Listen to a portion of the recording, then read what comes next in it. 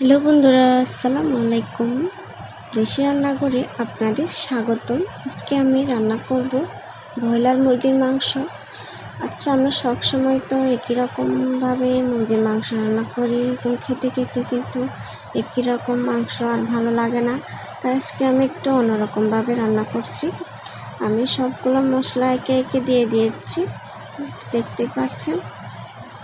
সবগুলো মশলা দিয়ে আমি ভালোভাবে মাংসগুলোকে আগে থেকে ম্যারিনেট করে রাখবো।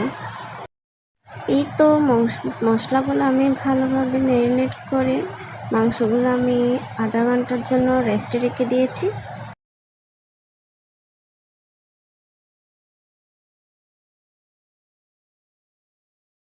আধা ঘন্টা পর এখন মাংসগুলো আমি রান্না করব।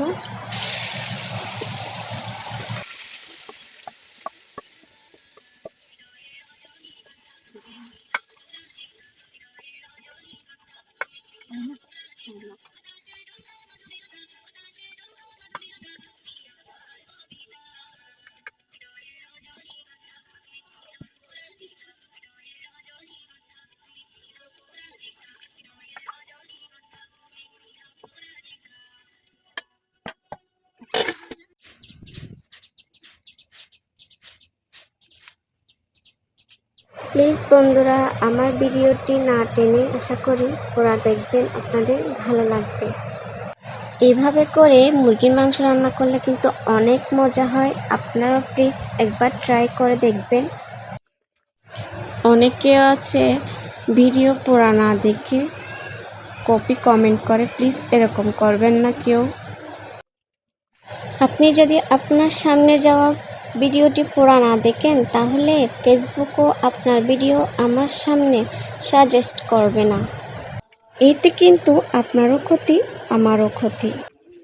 চলেন আমরা একে অপরের পাশে থেকে একসাথে এগিয়ে যাই।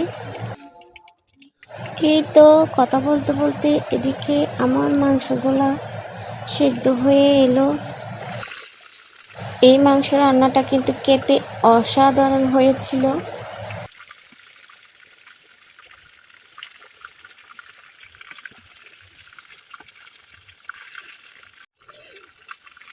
আমার মুরগির মাংস রান্না শেষ হয়ে এলো। এখন আমি এতে দিয়ে দিব টমেটো।